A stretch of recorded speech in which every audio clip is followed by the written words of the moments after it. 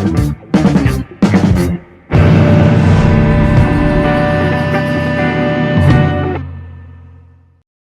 semua, selamat datang di podcast Kita Bercerita hari ini.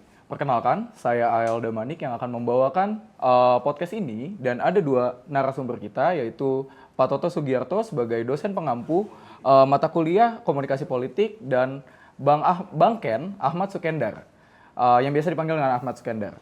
Oke, Pak dan Bang Ken, kita pengen bertanya sedikit tentang bagaimana Gen Z melek politik sih. Sebenarnya bagaimana si Gen Z ini bisa mengerti dan mudah memahami apa itu komunikasi politik dan tidak terbawa arus dengan politik yang sedang dibawa arusnya. Nah, kalau menurut Bapak di era sekarang, apalagi kemarin kan sempat ada pemilu ya, yang dimana ada beberapa propaganda. Nah, propaganda ini sangat berpengaruh nih sama Gen Z yang akhirnya kita semua terpecah belah. Nah, kalau menurut Bapak sebagai akademisi seperti apa? Oke, pertama-tama saya mau bilang terima kasih Ya. ya. Sama podcast ini sudah diundang dan materinya juga cukup bagus gitu.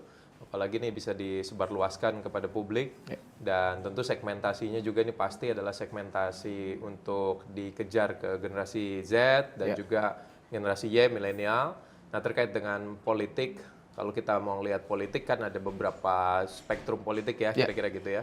Tapi kalau mau lihat yang paling terakhir, yang paling update di 2024, sebenarnya kalau dibilang perpecahan ya, perpecahan tidak terlalu ketara lah ya, tidak ada perpecahan yang terlalu signifikan.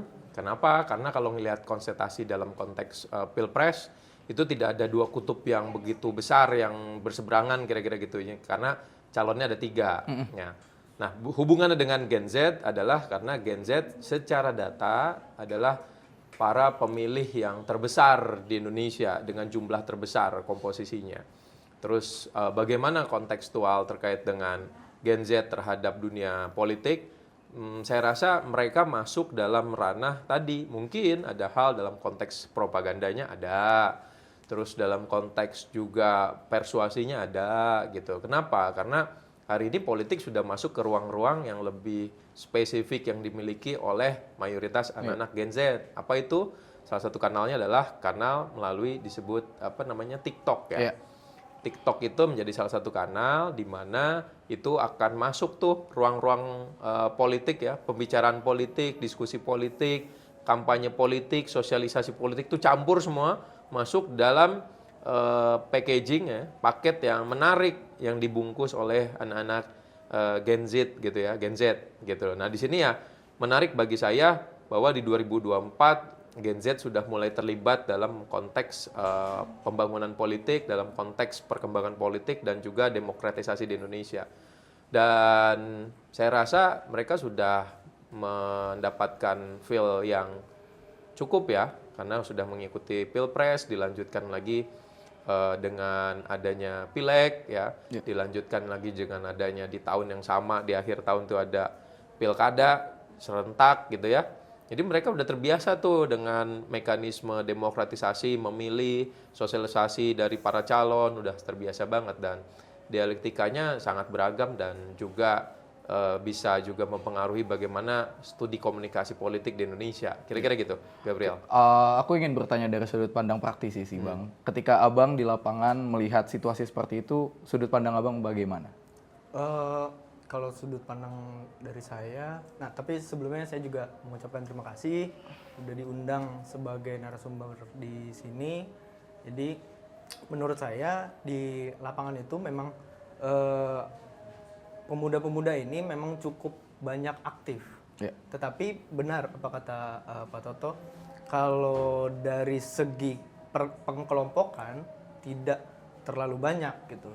Tidak ada kutub utara dan kutub selatan yang saling bertabrakan gitu kan. Nah, kemarin yang saya rasakan dari pemuda-pemuda ini ya cukup berkontribusi banyak gitu. Jadi mereka sangat bergelora ya, sangat bergelora gitu karena memang kebanyakan dari mereka baru pertama kali mencoblos dan juga berpartisipasi khususnya gitu. Tapi yang mereka lihat hanya sebatas subjeknya, orangnya gitu. tapi ide dan gagasannya masih banyak juga yang belum paham betul gitu. Jadi Indonesia ini mau dibawa ke arah mana sih sama si pemimpin ini gitu. Masih banyak yang belum paham tentang itu gitu. Hanya sebatas yang gue milih ini karena masih muda gitu kan, dan juga lucu gitu kan. Nah itulah praktek-praktek yang kemarin terjadi. Oke. Tadi Abang sempat menyinggung tentang ide dan gagasan, dan yang pastinya itu menjadi sebuah dasar lah ya Pak, Bang. Ya. Karena kalau misalnya nggak ada ide dan gagasan, kita akan nggak pernah tahu arahnya akan mau dibawa kemana. Kalau misalnya menurut Abang nih, dari praktisi, ide dan gagasannya bagaimana caranya untuk dikomunikasikan kepada Gen Z supaya bisa mudah dimengerti dan mereka bisa secara jernih memilih gitu? Ya, kemarin yang saya praktekkan juga di lapangan gitu, saya melihat banyak anak muda yang aktif melalui sosial medianya, tapi mereka hanya sebatas yaitu yang tadi saya bilang. Nah, ide dan gagasannya itu mereka melihat sangat serius gitu, sangat serius gitu. Jadi si ide gagasan ini mereka melihat si presiden, misalkan presiden dan wakil presidennya gitu, ya cukup serius gitu mereka melihatnya gitu. Jadi ya si pemuda-pemuda ini ikut berperan aktif juga gitu, menggelorakan ide dan gagasan salah satu paslon. Gitu. Oke, kalau menurut Bapak sebagai akademisi?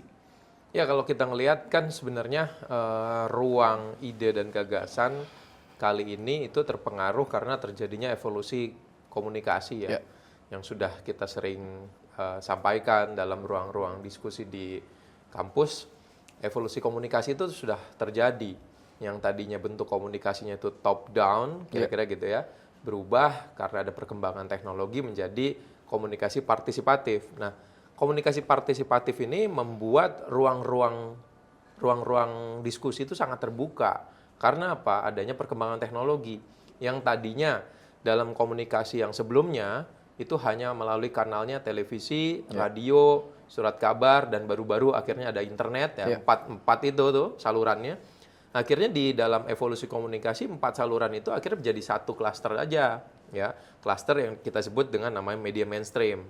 Berikutnya ada klaster media sosial, ada TikTok, Facebook, WhatsApp, YouTube, ya, Instagram, itu semua ada di dalam kanal yang disebut dengan namanya media sosial.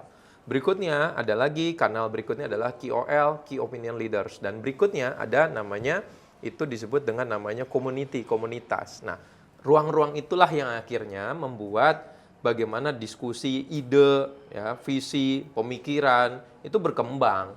Karena evolusinya udah terjadi, udah lagi nggak dari atas ke bawah, nggak lagi pakai koran kita baca. Orang kan sekarang siapa yang baca koran? Tapi orang tinggal scroll, dia mau bangun tidur scroll, mau tidur scroll, lagi nunggu seseorang scroll, lagi mungkin di toilet aja bisa scroll handphone, kira-kira gitu ya. Itu yang terjadi hari ini, dan itu udah mempengaruhi bagaimana ruang-ruang diskusi kita, pemikiran kita sangat penuh. Nah, kalau kita kaitkan dalam konteks agenda teori ya, kalau dalam konteks teori, ada agenda setting teori, McCombs gitu ya, show kan, sekitar tahun 72 itu kan dia membuat sebuah teori yang disebut dengan namanya agenda setting teori. Sebenarnya agenda setting teori ini menjadi diskursus yang menarik, karena apa? Karena bisa jadi teori tersebut tuh masih relate sampai sekarang. Kenapa? Karena memang yang tadi kamu bilang visi, ide, gagasan itu juga yang dipilih oleh aktor-aktor politiknya. Mereka tuh nggak sembarangan ngasih bahan ke kita, ke publik. Jadi memang udah diskemakan, udah diskenariokan, udah dibuat gimmicknya. Sehingga yang nyampe sama kita ya memang diperlukan oleh para aktor politik, kira-kira gitu. Itu yang terjadi. Jadi memang disinilah terjadinya komunikasi partisipatif, dan itu terbukti komunikasi partisipatifnya. Dan teori agenda setting masuk dalam ruang-ruang publik tadi untuk tadi memahami kontekstual, visi, misi, ide, gagasan dari para paslon atau aktor-aktor politik. Kira-kira gitu, Gabriel. Oke. menarik pembahasannya kita. Tapi sebelum kita lebih lanjut, mungkin kayaknya kita butuh teman-teman tuh lebih tahu apa sih itu tentang politik. Nah, ini kan ada dua sudut pandang nih, dari praktisi dan juga akademisi. Berarti sudut pandangnya berbeda. Nah, aku pengen denger dulu dari sebagai pengajar dari Bapak, sudut pandangnya Bapak tentang politik itu apa sih? Biar sebenarnya? balance, biar Bang Ken dulu lah. Tadi Oke, baru boleh. saya ngomong. Siap, Sekarang siap, Bang siap. Ken. Nanti Bang Siap. Ken udah diundang, kebanyakan saya yang ngomong. Ya, Bang Ken ya. Apa-apa. Kayak menurut Bang Ken dulu. Menurut Bang Ken gimana? Kalau menurut saya, ya secara teori dasar yang saya tahu ya, Ya. politik itu kan menentukan arah kebijakan kita mau kemana nih Iya. negara gitu kan. Itu pemahaman saya ya. Nah, didistribusikan oleh pemerintah gitu kan dan lain-lain. Nah, menurut saya salah satu jalan terbaik untuk menyelamatkan banyak orang yaitu lewat politik gitu. Mau menolong orang pendidikan misalkan, masuk sekolah dan lain-lain segala macamnya gitu ya. Itu melalui kebijakan pendidikan gitu. Jadi kita bisa membantu orang untuk bagaimana caranya mudah mendapatkan pendidikan ini gitu. Dari kesehatan dan lain-lain gitu. Dari kesehatan kita bisa membantu orang sakit gitu, lewat dari politik juga, yaitu kekuasaan gitu kan, agar lebih cepat, mudah gitu kan, karena masyarakat yang dibutuhkan masyarakat hari ini kan cepat dan mudah gitu ya Pak. Betul. Nah, jadi lewat kekuasaan lah yang menurut saya lewat kekuasaan dari politik itu sendiri menyelamatkan banyak orang. Oke, itu menurut dari seorang praktisi. Nah, kita dengar dari seorang akademisi. Ya bagus lah, yang disampaikan sama Bang Ken itu juga sesuai ya, Iya. sesuai dengan kontekstual dalam konteks akademis. Tapi saya coba ingin menyederhanakan untuk orang memahami politik. Banyak orang terlalu jelimet menerjemahkan politik kira-kira gitu di luaran sana. Saya cuma pengen menyampaikan bahwa politik itu anggaplah sebuah lingkaran besar. Ya. Yang selama ini orang punya stigma politik itu adalah aktor politik dan partai politik. Kalau udah ngomongin politik pasti berhubungan dengan dua entitas kecil tadi. Padahal itu adalah bagian dari yang ada di dalam lingkaran ini, lingkaran besarnya nih. Iya. Nah, aktor politik sama siapa tadi? Partai politik itu hanya ada di dalam bagian bulat-bulat kecil gitu loh. Politik tuh hal yang luas. Karena ini sejatinya adalah bagaimana bagian dari cara, strategi untuk kita bisa mendapatkan apa yang memang nantinya bisa kita inginkan, kira-kira gitu loh. Jadi memang politik itu adalah cakupan yang luas. Tadi disebutkan ada pendidikan politik di dalamnya gitu ya. Ada juga terkait dengan aktor politik, ada juga partai politik, ada juga terkait dengan demokrasi, ada terkait dengan ada banyak sekali hak asasi manusia juga masuk dalam konteks politik juga. Jadi memang politik itu adalah sesuatu yang memang diperlukan oleh banyak orang sebenarnya karena dia adalah sebuah lingkaran besar gitu loh, big frame lah. Politik itu big frame yang sangat besar. Jadi kita harus memahami politik itu memang menjadi bagian dari keseharian hidup kita, kira-kira gitu loh. Dan memang jangan terlalu diterjemahkan hanya selalu berbau terkait dengan misalnya partai atau hanya selalu berbau terkait dengan pemerintahan atau hanya berbau terkait dengan kekuasaan. Itu iya, tapi itu bagian dari politik. Tapi banyak politik itu yang memang karena sejatinya tujuan politik itu kan ingin membuat orang-orang itu jadi sejahtera, menjadi aman, menjadi juga tentram kira-kira hidupnya. Karena dibuatlah namanya politik tadi, kira-kira gitu loh. Cuma memang terkadang dalam pelaksanaannya aktor-aktor politiknya gitu ya, itu memang suka ada problem. Kan kalau ngomongin aktor itu kan bukan hanya dalam konteks dunia politik. Dalam dunia ekonomi juga ada aktor ekonomi juga yang kacau-kacau juga ya. Dalam dunia hukum kan ada juga aktor-aktor hukum yang juga nggak selaras dengan goals-nya dari dunia hukum itu sendiri, kira-kira gitu loh.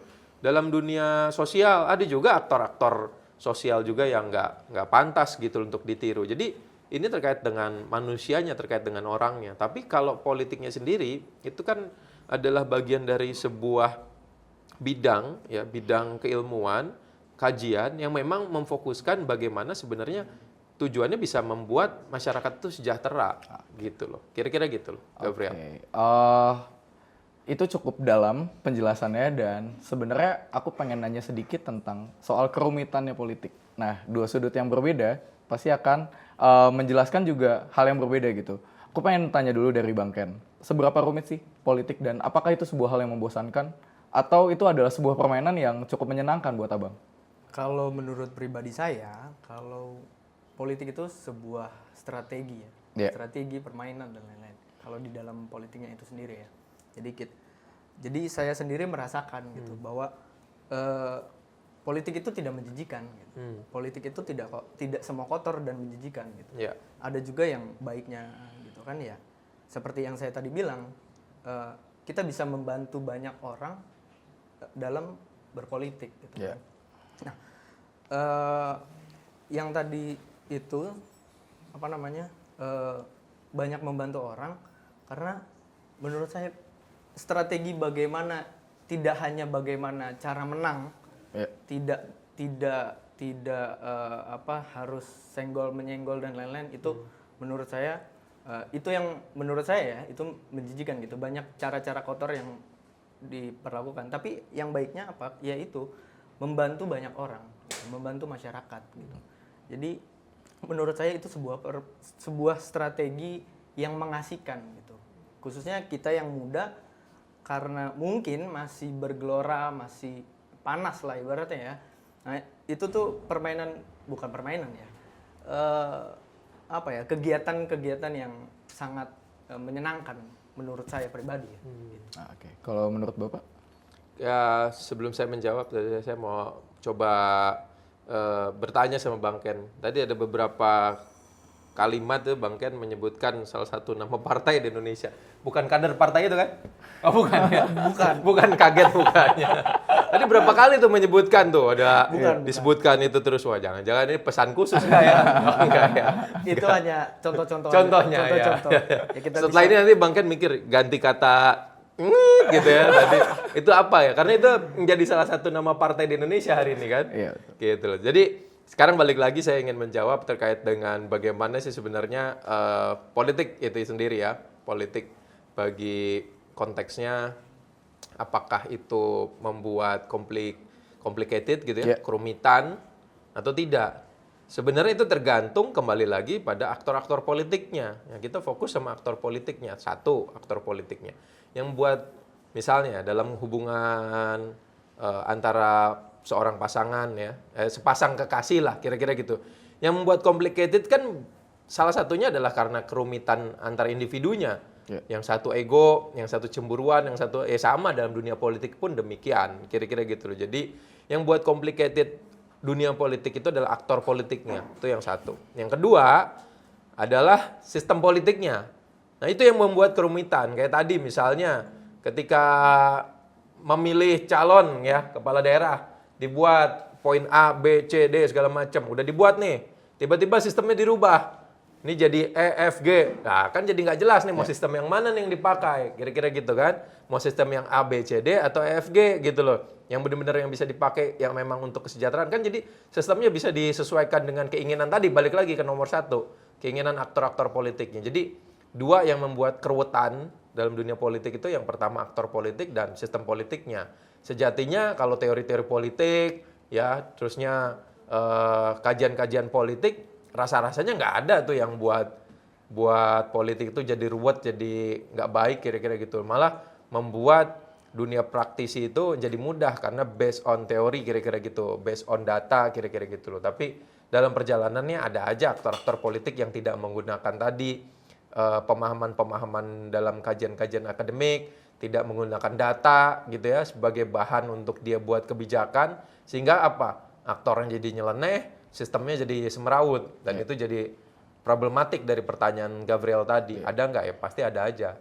Cuma ada nggak yang tetap on the track ya? Ada aja juga. Jadi gimana dua entitas tadi tuh, aktor sama sistemnya, gitu Gabriel.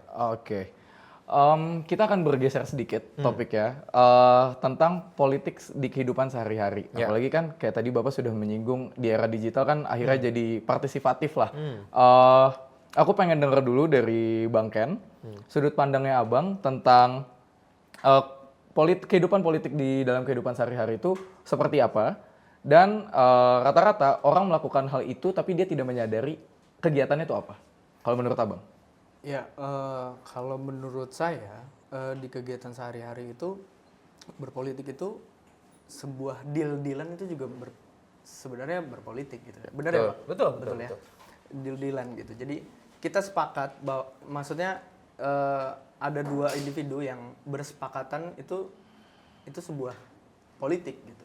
Tidak hanya tentang pemimpinnya siapa, di parlemennya siapa, tidak, tapi di kehidupan sehari-hari banyak gitu. Yang saya sebutkan salah satunya yaitu tentang bagaimana kesepakatan antara dua belah pihak gitu.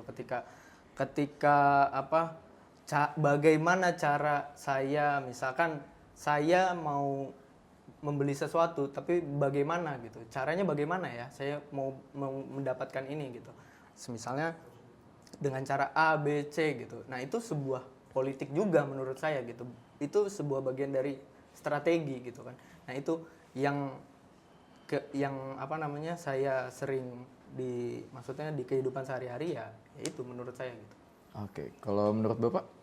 Ya, kalau politik dalam kehidupan sehari-hari udah sangat dirasakan tadi karena faktor yang tadi saya sebutkan, karena ada namanya evolusi komunikasi, adanya perkembangan teknologi, dan juga ada digitalisasi, itu sangat mempengaruhi bagaimana ruang-ruang kita sehari-hari, ruang-ruang publik itu udah diisi oleh hal-hal yang berbau politik, yang tadi kata Gabriel, tanpa disadari sebenarnya dia sudah ikut berpartisipasi dalam kontekstual kegiatan-kegiatan politik. Contoh, ada satu isu nih, buka gitu ya. Terus misalnya akun yang anak muda banget ngangkat tuh ya misalnya, wah pejabat ini begini-begini, terus kita ikut berkomentar gitu ya.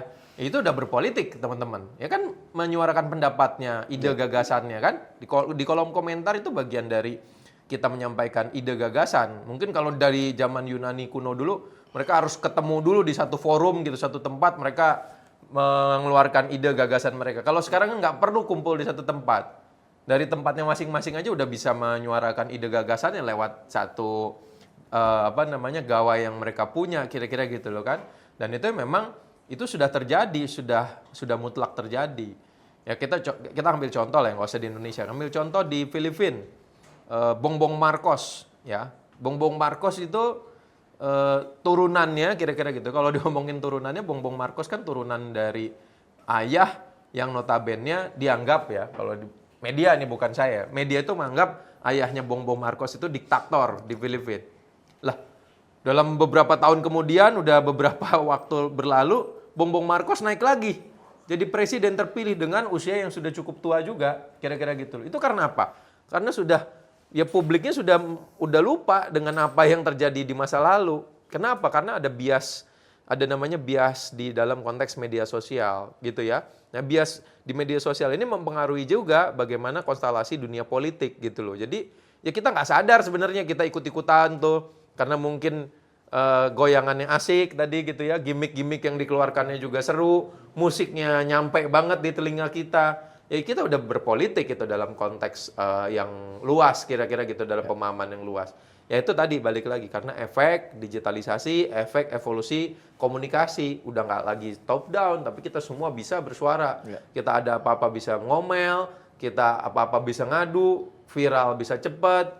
Sekarang kita bisa tahu orang tiba-tiba jatuh gitu ya dari motor gara-gara jalannya berlobang, itu bisa viral, ya kan? Ada tiba-tiba ditagih sama apa, itu bisa viral. Ada polisi yang misalnya tidak mau menindaklanjuti laporan, bisa viral. Ada institusi kementerian yang tidak mau menindaklanjuti permasalahan, bisa viral. Jadi semua bisa terjadi pada waktu-waktu sekarang. Nah itu karena tadi, balik lagi ke dalam kajian akademik, karena ada namanya evolusi komunikasi. Gitu Gabriel. Oke. Kita akan beralih sedikit, kita akan bermain peran. Kalau misalnya Bang Ken dan Bapak menjadi sebuah kandidat pemimpin di daerah, strategi apa yang akan digunakan? Nah, Bang Ken dulu nih. Kita mulai dari Bang Ken nih. Dari praktisi. Bang Ken dulu Berat nih. ini. Tadi banyak yang sudah banyak cara ya, banyak cara gitu untuk menjadi politisi gitu, pemimpin di suatu daerah itu sudah banyak cara gitu. Benar apa kata Pak Toto? Kita memanfaatkan sosial media dan lain-lain segala macam. Tapi kan tidak hanya sebatas sosial media saja gitu kan. Popularitas oke gitu kan. Popularitas oke gitu. Tapi popularitas ini tidak cukup gitu. Yeah. Bagi saya tidak cukup gitu. Tapi apa yang dia bawa, ide dan gagasan gitu. Ide dan gagasannya apa yang dibawa untuk ke depan dan kemudian hari gitu. Untuk masyarakat banyak itu apa yang dia bawa gitu. Banyak gitu. Tapi hari ini yang saya lihat ya, yang saya lihat hanya sebatas popularitas yang dicari gitu. Yang dicari popularitas gitu kan. Yang asalkan popularitas tinggi, lo bakal jadi pejabat gitu ya, ibaratkan ya. Tanda kutip, misalkan artis dan lain-lain, itu belum tentu mereka punya ide dan gagasan yang baik gitu. Mungkin saja meneruskan kebijakan dan lain-lain itu. Nah, sudah banyak cara untuk bisa menjadi pejabat gitu. Nah, kalau saya sendiri mungkin ya tahu ya nanti ada kesempatan atau enggak ya, itu semua dari tangan gitu. Tapi hari ini yang saya lihat ya itu sih, popularitas itu nomor satu. Oke. Bukan ide dan gagasannya yang jadi nomor satu. Oke. Kalau menurut Bapak? Wah, kalau ditanya strategi. Sebutin 3 aja. Iya, kalau ditanya strategi, kalau ntar benar terjadi, jadi ketahuan dong strategi saya. Enggak lah. Strateginya yang pertama ini saya bisa bantu ya, misalnya as a consultant gitu ya. Yeah. Pertama, pendekatannya harus pendekatan saintis lewat data. Jadi kalau mau jadi kandidat, mau jadi masuk dalam konsentrasi pemilihan kepala daerah ya harus kuat sama data. Itu satu ya. Kenapa? Kita tahu datanya, kelebihan kita apa, kekurangan kita apa, data masyarakatnya seperti apa, ya. Terus tadi terkait dengan popularitas kan itu juga data. Ya kita tahu dulu nih data terkait dengan tingkat dikenalnya kita berapa, tingkat disukai kita berapa, orang kenal kita itu berapa persen, kira-kira kan itu bagian dari data. Jadi strategi pertama harus kuat di data. Ini kalau saya ngomong di sini harusnya sih ini sebagai konsultan ya. Ini kalau ini harusnya ngomongnya private gitu loh ya, ngomongnya private. Secara gitu general aja. Secara Pak. general. Iya. Yang kedua, strateginya yang harus sudah pasti itu harus punya namanya modal. Iya. Ya, modal itu banyak. Modal sosial, modal capital, ya. Nggak mungkin mau jadi kepala daerah itu nggak punya modal, kira-kira gitu ya. Ya, kalau misalnya nggak punya modal, akhirnya apa? Ketergantungan. Ya, ketergantungan sama pihak-pihak yang nanti memberikan modal sama dia. Jadi dia harus punya modal tadi, modal sosial dia harus punya. Dia udah berperan belum di masyarakatnya? Dia sudah melakukan pemberdayaan belum di masyarakatnya? Itu kan modal. Ya. Yang kedua tadi modal materinya. Udah punya belum modalnya? Jangan-jangan ntar dijadikan kepala daerah itu ajang untuk mencari lahan pekerjaan gitu loh. Sedangkan jadi kepala daerah kan itu lebih kepada pengabdian. Kita jadi pemimpin, kita mengabdi untuk satu daerah, melayani ya. Bukan nyari uang. Nanti kalau kita nggak punya modal, kita malah nyari uang, bahaya itu jadinya. Ujung-ujungnya nanti ke satu kata tuh, korupsi. Kira-kira gitu yang terjadi. Yang ketiga, kalau tadi kata Deo, coba 1, 2, 3 ya. Yang pertama data, yang kedua materi. Yang ketiga ini pendekatannya adalah kreativitas. Ini yang menurut saya penting. Di dunia tadi di dalam perkembangan evolusi komunikasi, adanya digitalisasi, perkembangan dengan teknologi begitu cepat, kuat gitu ya. Maka kreativitas itu dan inovasi itu sangat dibutuhkan. Itu yang menjadi penting dalam strategi kita. Pertama, wah kesirep dia ngeliat saya, kesirep dia. Pertama tadi capital. Salah, yang pertama. Yang pertama tadi apa ya? Aduh, ayo kan kesirep dia. Soalnya mas-mas di sebelah. Bang Ken nih mengamati. Yang pertama data. Yang kedua Bang? Yang kedua popularitas. Popularitas. Materi apa? Modal. Modal sosial, modal kapital. politik, modal sosial, modal politik itu penting tuh. Ada nggak partai yang dukungnya? Ada nggak warga yang dukungnya ya? Modal itu butuh modal. Yang ketiga apa Bang? Yang ketiga tadi apa? Yang ketiga apa? Yang ketiga ayo yang ketiga apa? Yang Tadi ketiga mas-mas apa? di sana udah gini-gini Pak. Ya nanti yang ketiga tulis di kolom komentar Oke. ya. Tapi sebenarnya saya bisa jawab. Kreativitas dan inovasi Ya, itu kreativitas. menjadi penting. Ya 3 hal ya.